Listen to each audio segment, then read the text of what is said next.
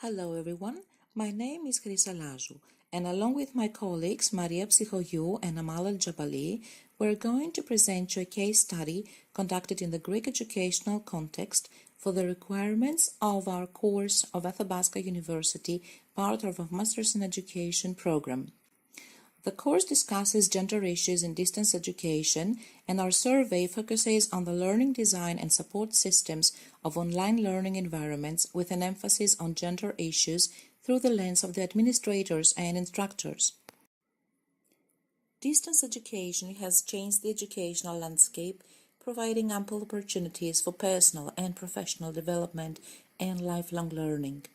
Women, having to assume multiple roles, enjoy the benefits distance education can offer. Nevertheless, there are still barriers to consider. Gender conflicts in distance education are considered, involving gender roles, time and expenses, relationships, learning design, and support systems. The present case study attempts to record current trends and obstacles in the Greek educational context regarding distance education.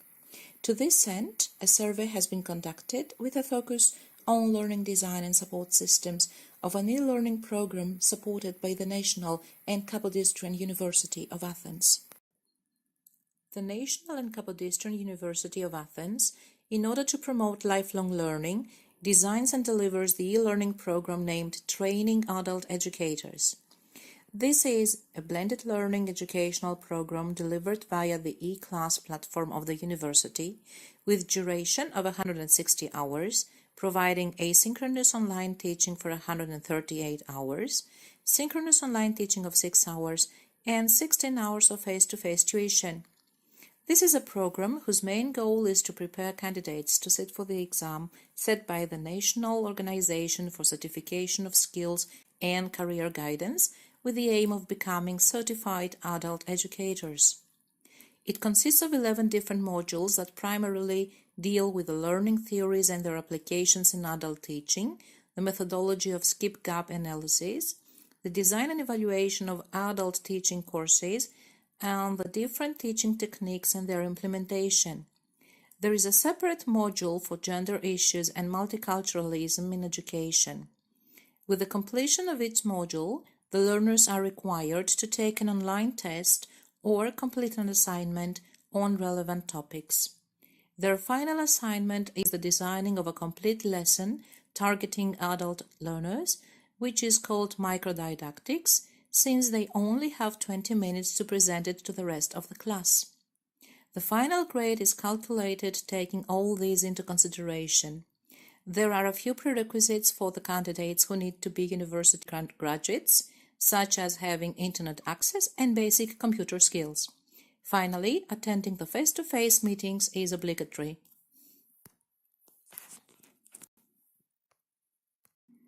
Literature review suggests that educated women are more likely to take care of their health, desire fewer children, and educate them well, which in turn makes it more likely their children will survive and thrive into adulthood.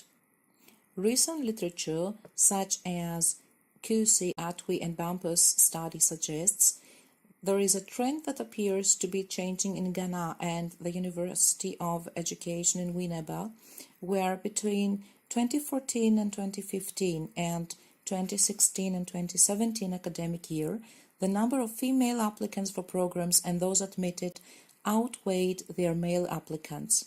Accordingly, Vaskovits and Smith found that women in Canada not only make up the majority of university graduates, but they also make up the majority of distance education users.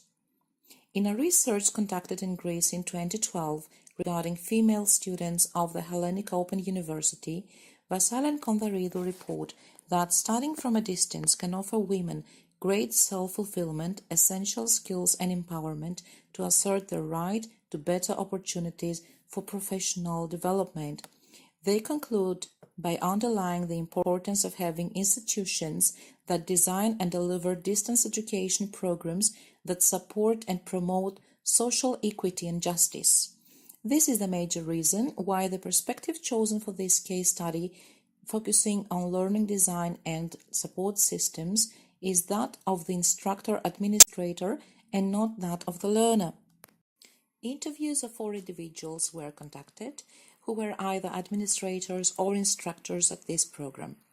The instructors and administrators were interviewed based on the post-structural feminist pedagogy, taking into consideration aspects such as the positionality of the instructor, voice, and attitude to the construction of knowledge, and Johnson's contention on the importance of a learner-centered, constructivist design strategy in conjunction with feminist approach. The survey involved the collection of primary and secondary data. There was an in-person interview with the administration conducted, providing valuable information, statistics, and participants' demographics.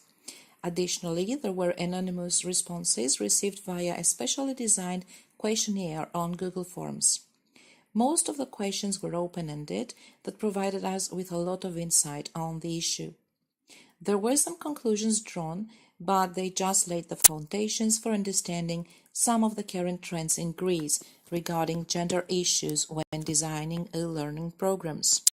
The survey conducted sought to identify whether the learning design and support systems of an online program in the Greek educational context takes gender issues into consideration. Likewise, the responses collected discussed gender and its impact on designing a distance education course and the female students' needs for support. The results from the case study and the discussion related to those findings are as follows. Online or distance learning has been a very popular mode of learning in adult education. It was found that women usually outnumber men in distance education. Women were reported to face some barriers using the technology needed to complete an online program, a trend more common in developing countries than in developed ones. Female students assume a variety of other roles in their lives, a fact which poses multiple practical issues with the advancement of their studies.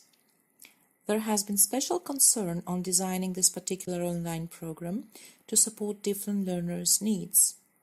There have been few incidents where female instructors faced stereotypical behavior challenging their authority and expertise, which mostly derived from female students.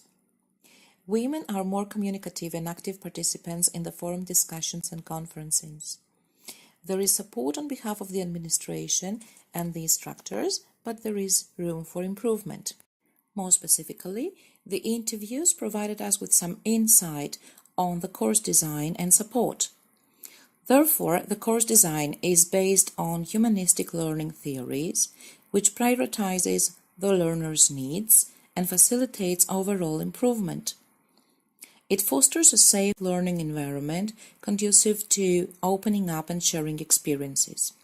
The structural, economic, and political barriers were taken into consideration while designing the course. Men are more comfortable in virtual learning environment, while women need more time to get acquainted with the use of computer-mediated learning. This is usually the case in developing countries and not the case of a country like Greece. Full support is given to them through counseling sessions. Women learners have to play multiple roles in their everyday life, working professionals as well as mothers. Additionally, as literature supports, there are cases that even misogyny is experienced, which may not be restricted to that of men's hatred, but also be practiced by women against women. Women have been found to be the ones that doubt and challenge other women's authority and expertise, probably because of stereotypically having got used to male instructors. Additionally, it has been found that there is room for change in attitudes and deep-rooted stereotypes in Greece. Numerous professional development programs are offered in Greece, and a large numbers of women participate in them. It was also suggested that the course materials should include more women-oriented options and not be restricted to men activities. Provision and support was also asked for women mothers, such as childcare support services. Case studies should not be overgeneralized in the statistical sense. This particular study, too, has some limitations. Firstly, the number of participants is small and could be enriched for further research with more participants and more questions. Along with qualitative data, the quantitative data will also be helpful in order to extend the scope of the research. Finally, consistent research is required in this area to maintain its validity.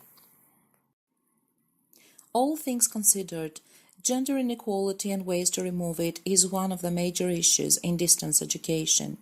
It was observed that women have to face lots of social, cultural and technological barriers while taking online education.